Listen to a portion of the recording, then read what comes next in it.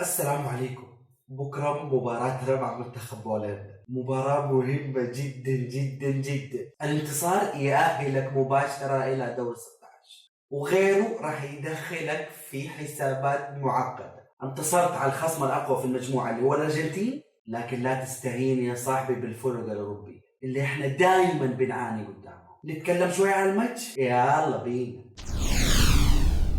طيب يا سيدي، انتشرت تصريحات عن مدرب ولاعبين بولندا ما ادري عن صحتها. حاولت ابحث في التصريحات الرسميه ولقيت مدرب بولندا بيثني بالمنتخب السعودي وبيقول انهم فاجئوا العالم قدام الارجنتين وقدموا اداء جدا جدا جدا ممتاز قدام الارجنتين.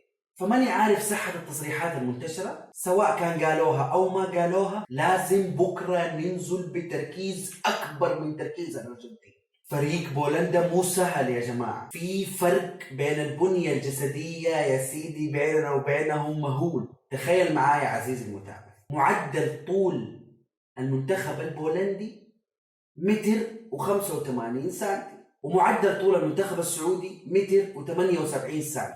فرق الطول واضح. راح يهلكونا حرفيا في العرضيات وخد لك كور طويلة إلين تطفش، بس في الجهة المقابلة بطاء جسديا ثقيلين فراح نهلكهم في الارتداد السريع يا سيدي. بس خلينا ناخد بالنا جدا من العرضيات، هذه نقطة جدا مهمة لأننا دائما بنعاني قدام الفرق الأوروبية من هذا الشيء.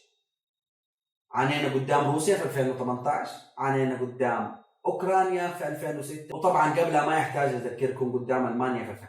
اللي شاف مباراتهم قدام المكسيك راح يشوف قديش هم بطيئين جدا في الارتداد. المكسيك اتفوقت عليهم في كل شيء تقريبا، استحواذ يا سيدي، بالذات الفرص.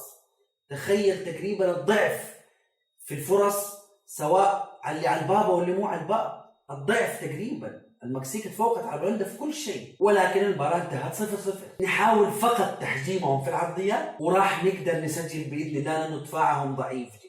وأنا للمرة المليون أثق جدا في هيرفي رينار، راح يلاقي التوليفة المناسبة جدا. بالمناسبة هيرفي رينار في المؤتمر الصحفي ما قبل المباراة قال إنه مباراة بولندا أصعب من مباراة الأرجنتين، وأنا أتفق معاه 100%، لأنه الأرجنتين تلعب على الأرض أكثر، لكن بولندا راح يهلكونا كور طويل. في النهاية التركيز، كل التركيز، وراح نحصل على النقاط الثلاثة بإذن الله، وبإذن الله نفرح كلنا بكرة ونتأهل رسميا إلى دور 16. بس يا صاحبي هذا الفيديو، وشاركنا أنت في الكومنتات وقول لنا توقعاتك للمباراة. دمتم سعيد.